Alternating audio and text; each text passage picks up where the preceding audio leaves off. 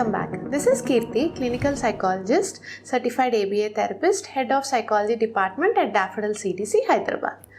So, today what topic we are going to see is, there is another one question our parents at Daffodils keep on asking me, saying that my child is always doing a blank stares or my child is zoning out. So what this means? How should we try to make them come back? So this question has been asked me several times. So today I want to tell you about this. Understanding the blank stares in autistic children. So blank stares, why do they do this blank stares?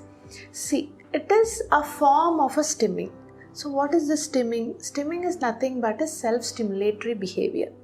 So what happens is, it involves a repetitive actions or movements in order for them to satisfy their sensory needs. So this stimming plays a crucial role in sensory regulation for the children with autism. So how does it work? See, first thing is sensory overload. See, when a child is overloaded in a sensory inputs, they prefer to do a blank outs or blank stares or zone out, whatever we say. So for example, see, if the child has been taken to a big shopping mall or any big amusement park, see, there would be a lot of crowd, there would be noises, there would be bright lights in shopping mall. What happens is, these all things, all the sensory inputs are creating a overwhelming. They are overloaded with the sensory. And the next reason is self-soothing. So especially when the child would be in a classroom or a play group or anywhere in a group of children, so they can't take that loud noises, they can't take that tactile sensation, that is the touch of the peer group. So again the sensory overload happens, sensory regulation. In order to do that sensory regulation, the child would prefer to do this blank stares or zoning out. So what happens is, they use this blank stares and zoning out as a coping mechanism for them to self-soothe again. And the next reason is intense focus. The children with autism will be having a fixations to specific activities or objects. Whenever they are involved with that activity or that object, they would be going into a blank state because their mind is full of the thoughts with that object or with that activity. They just have lot of movements done, lot of stories going around with that object or activities, and it would be seen as a blank state and zoning out with us. Say for example, if a child is too much fixated to a car and he's playing with the car, so what happens is, playing with the car, all of a sudden the child would be giving a blank stare just into the space or just zoning out. So what actually is happening is, since the child is too much fixated to that, he just does an intense focus on that object. And in his thoughts, he will be having the car race, car going up and down, whatnot. Lot of story would be created in his world. So now let's see what are a few strategies that can support your child with this blank stares. So first strategy is very important. Identify the triggers and patterns.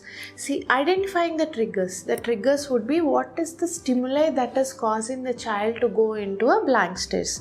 The stimuli could be loud noises, stimuli could be crowded places, stimuli could be very bright lights, could be any of the sensory input. So when you identify that trigger and a pattern why the child is going into a blank stare, that data is very important. When you identify it, what you can do is, you can modify that stimuli. That means you can make sure that the child is given a calm, quiet space, or the child is removed from the crowded place. Could be anything. You are altering and modifying the stimuli and the environment. So what is the second strategy is, providing a calming techniques. Whatever the blank stares are happening could be due to a sensory overload.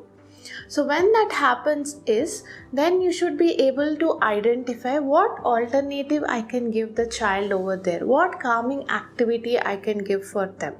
So for example, you're taken the child to a huge gathering where he is unable to understand or take that loud noises.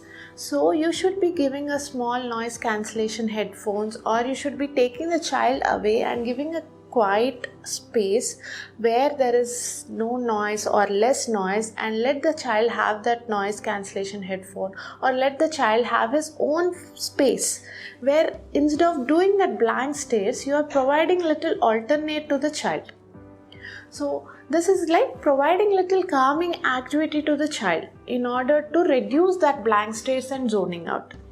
And the next strategy is provide an alternate form of that. See, always the blank stares happen for a sensory regulation. So when a child is doing this form of a stimming, so provide an alternate strategy of that kind of a stimming. Say for example, the child is completely tired from a play group or a school.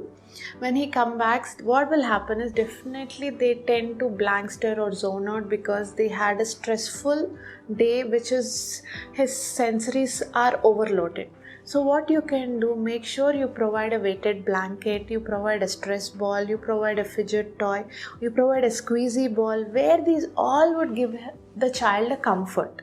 So make sure you give a cozy corner where the child would relax, and use any of these alternate forms of sensory stimuli where that can be helping them to reduce their blank stares or the zoning out behavior. And the next important is teach and reinforce a communication skills. Again, always this communication skills is very, very important, could be in any of the behaviors of the children with autism. So if you teach them a desired, required communication system, that could be augmented alternate communication. Instead of zoning out, blanking out, the child could little communicate with the cards, with the pictures, or with a visual support, then it would be helping the child. Instead of blanking out, it shows that they are distressed, they are frustrated, and they provide that card or that visual support card that let us know that yes, child is already distressed with that sensory stimulation which is happening around. So if we teach that communication skill and reinforce it every time when the child is trying to use it, will be a very good strategy for reducing this blank stares or zoning out behavior. So all these little things, especially the 4 things which we are discussed now, would help the child to reduce their blanking out or blank stares or zoning out, and this can be again happening when you seek a professional help. The professionals can be occupational therapists, a speech language pathologist, or a behavior therapist. When you try to contact any of these professionals, they will help the child, or they will provide you help on how to deal the child to reduce these blank stares and zoning out behavior. Today we have seen this blank staring and zoning out of the self-stimulatory behavior in children and how we can reduce that.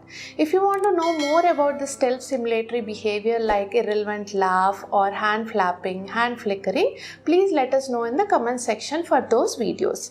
And if you want to know more about this child's development and psychology, please reach us out at Daffodils CDC. Thank you.